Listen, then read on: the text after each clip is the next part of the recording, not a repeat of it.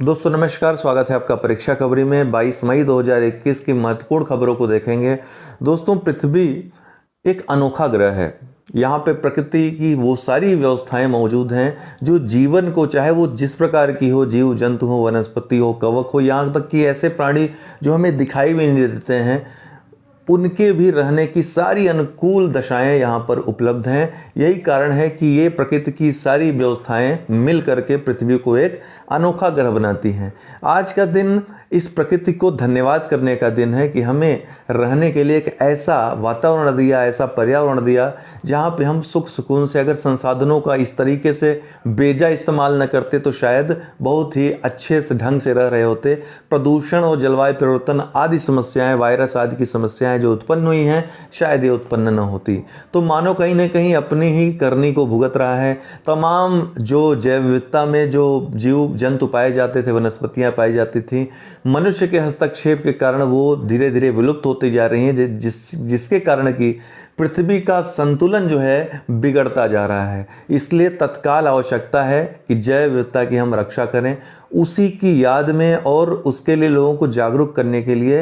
हालांकि प्रत्येक दिन हमें प्रकृति का धन्यवाद करना चाहिए, लेकिन 22 मई को इसलिए चिन्हित किया गया इस दिवस को मनाने के लिए क्योंकि 22 मई 1992 को, दोस्तों 22 मई 1992 को रियो डी जेनेरो सम्मेलन के अंतर्गत सीबीडी को, कन्वेंशन ऑन बायोलॉजिकल डाइवर्सिटी को अपनाया गया था, जहां पे जैव विविधता की रक्षा के लिए संकल्प लिए गए। रियो डी जेनेरियो सम्मेलन में दोस्तों, जो कि 1992 में रियो डी जेनेरियो ब्राजील में हुआ था, उसको पृथ्वी सम्मेलन या वसुंधरा सम्मेलन या फिर संयुक्त राष्ट्र पर्यावरण शिखर सम्मेलन के रूप में भी जानते हैं। 3 महत्वपूर्ण कन्वेंशनों को अपनाया गया था उसमें। एक UNCCD जो कि convention on combat to desertification, मरुस्थलीकरण की रोकथाम के लिए था, यूनाइटेड नेशंस का। दूसरा जो था UNFCCC अर्थात framework convention on climate change. और तीसरा जो था दोस्तों वो CBD था, ये जिसकी हम बात कर रहे हैं, कन्वेंशन ऑन बायोलॉजिकल डाइवर्सिटी, जैव विविधता पर अभी समय। तो 22 मई को चिन्हित किया गया। 2000 में संयुक्त राष्ट्र महासभा ने घोषित किया कि प्रत्येक वर्ष 22 मई को ये दिवस मनाया जाएगा और अगले वर्ष अर्थात 2001 से ये दिवस प्रति वर्ष मनाया जा रहा है। जैव विविधता की बात करें तो इसमें सिर्फ जीव जंतु, वनस्पतियों की प्रकार या किस्में नहीं आती हैं, बल्कि उनका आपस में जो संबंध है, जिसके कारण कि जीवन संचालित होता है, अंतर संबंध भी उसमें आते हैं। तो विश्व भर में 22 मई 2021 को अंतर्राष्ट्रीय जैव विविधता दिवस के रूप में मनाया जा रहा है। जैव विविधता दिवस को प्राकृतिक एवं पर्यावरण संतुलन बनाए रखने में जैव विविधता का महत्व देखते हुए ही अंतर्राष्ट्रीय दिवस के रूप में मनाए जाने का निर्णय लिया गया था। इस बार की जो थीम है दोस्तों क्या है? We are part of the solution, अर्थात हम समाधान के अंग हैं या भाग हैं। #फॉर नेचर, तो आपसे पार्ट में भी पूछ सकता है, हो सकता है सिर्फ पूछ ले एग्जाम में #फॉर नेचर, तो ये याद रखिएगा, ये इस बार की थीम है। ओके, चलिए आगे बढ़ते हैं। यूनेस्को विश्व धरोहर स्थल अक्सर चर्चा में रहता है, तो हाल ही में भारत की यूनेस्को विश्व धरोहर स्थल की संभावित सूची में, ध्यान रखिएगा, संभावित सूची में अभी इनको शामिल नहीं किया गया है, 6 नए स्थलों को जोड़ा गया है यूनेस्को वर्ल्ड हेरिटेज साइट की संभावित सूची में, जिसमें पहला मराठा सैन्य स्थापत्य महाराष्ट्र में है, दूसरा हिरेबेनकल मेगालिथिक साइट कर्नाटक में, मध्य प्रदेश में नर्मदा घाटी का भेड़ा घाट जिसको लमेठा घाट भी कहते हैं, वाराणसी का गंगा घाट बहुत महत्वपूर्ण है, उत्तर प्रदेश की परीक्षा को देनी है तो, कांचीपुर के मंदिर जो तमिलनाडु में है, और मध्य प्रदेश का सतपुड़ा टाइगर रिजर्व, इतने को शामिल किया गया है जो संभावित स्थल हैं। अर्थात इनमें से या तो सबको या तो कुछ को जरूर मिल सकता है इस बार यूनेस्को विश्व धरोहर स्थलों का दर्जा। इन 6 स्थलों को शामिल अभी 39 हैं पूरे, आपको मैंने बताया भी था, कुल 39 हैं वर्तमान में।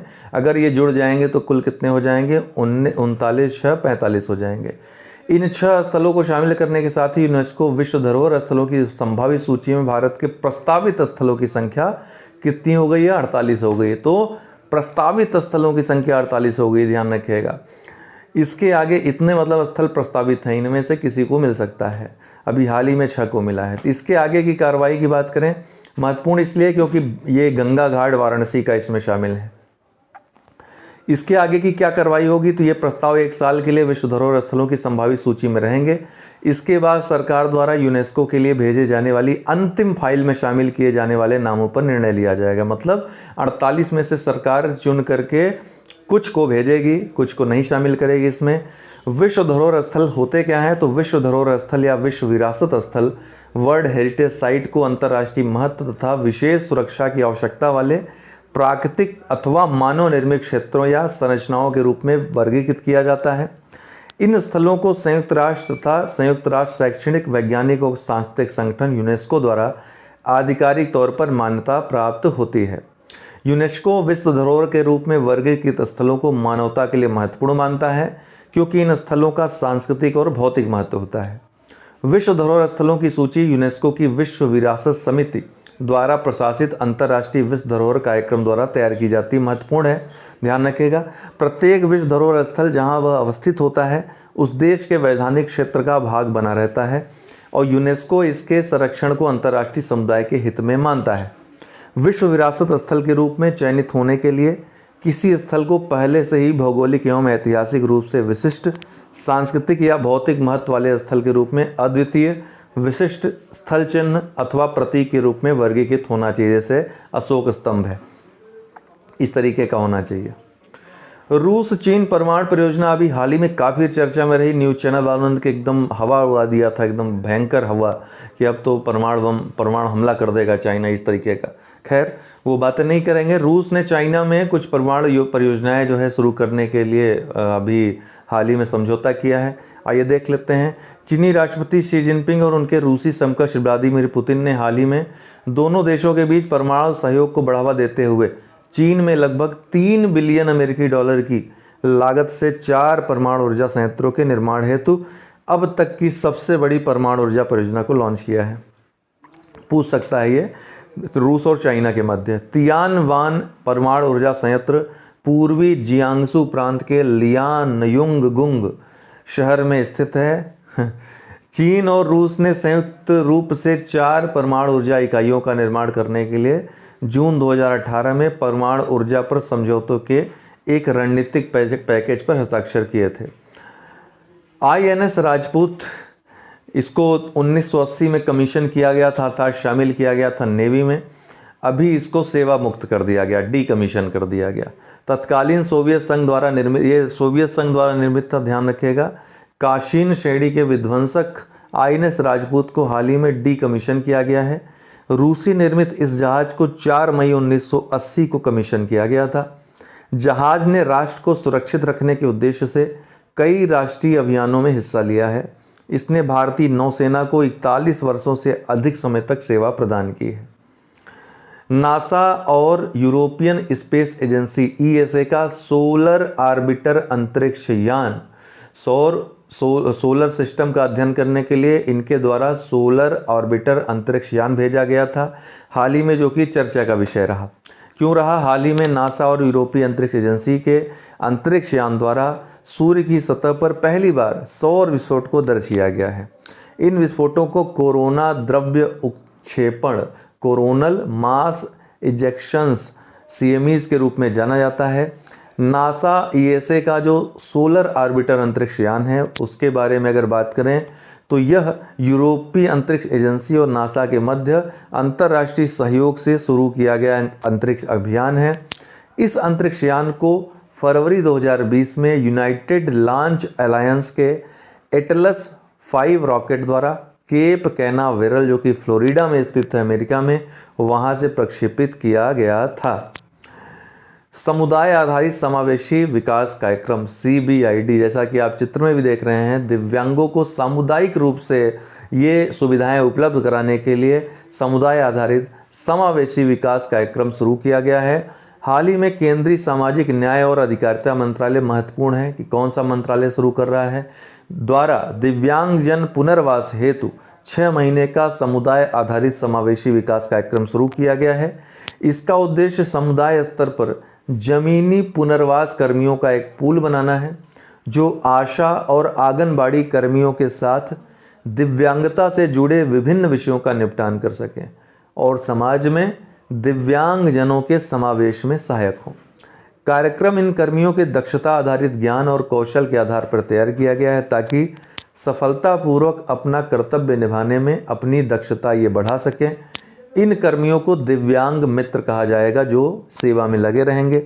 भारतीय पुनर्वास परिषद के अधीन राष्ट्रीय परीक्षा बोर्ड इस कार्यक्रम के तहत परीक्षाएं आयोजित करेगा, ध्यान रखिएगा, और उत्तीर्ण होने वाले विद्यार्थियों को प्रमाण पत्र देगा जो कि आगे उनके काम आएंगी।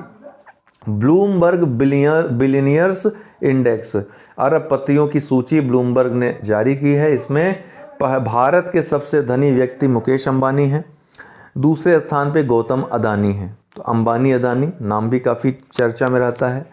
मुकेश अंबानी इसी के साथ विश्व के 13वें सबसे धनी व्यक्ति हैं और एशिया के सबसे धनी व्यक्ति हैं। दूसरे स्थान पे गौतम अदानी हैं जो कि विश्व के 14वें और एशिया के दूसरे सबसे धनी व्यक्ति हैं। वाह भाई वाह। विश्व के सबसे धनी व्यक्ति अगर बात करें तो जेफ बेजोस पहले स्थान पे हैं, दूसरे स्थान पे एलन मस्क हैं, फिर तीसरे स्थान पे बर्नार्ड अर्नॉल्ट हैं। तो विश्व के 3 धनी व्यक्ति ये हैं। डेली करंट क्विज में क्या है कि राज नारायणन जिनका हाल ही में निधन हो गया, किस भाषा के लेखक थे? तमिल भाषा के लेखक थे। ठीक है, की राज नारायण क्या थे? लेखक थे तमिल भाषा के, जिन्हें की रा के नाम से भी जाना जाता था। किस नाम से? की रा का 98 वर्ष की आयु में आयु संबंधी बीमारी के कारण निधन हो गया। उन्होंने 1991 में गोपल्ला पुरुथु मक्कल उपन्यास के लिए साहित्य अकादमी पुरस्कार भी जीता था। भारतीय चिकित्सा अनुसंधान परिषद ICMR ने कोविड-19 की टेस्टिंग के लिए किस होम टेस्टिंग किट को मंजूरी प्रदान की हाल ही में? तो कोविसेल्फ को। ये क्या है? होम टेस्टिंग किट है जिसको मंजूरी प्रदान की गई है। तो घर में ही कोविड जांच के लिए कोविसेल्फ किट को मंजूरी दे दी है। इस जांच किट के जरिए अब कोई भी घर बैठे ही कोरोना संक्रमण की जांच कर सकता है।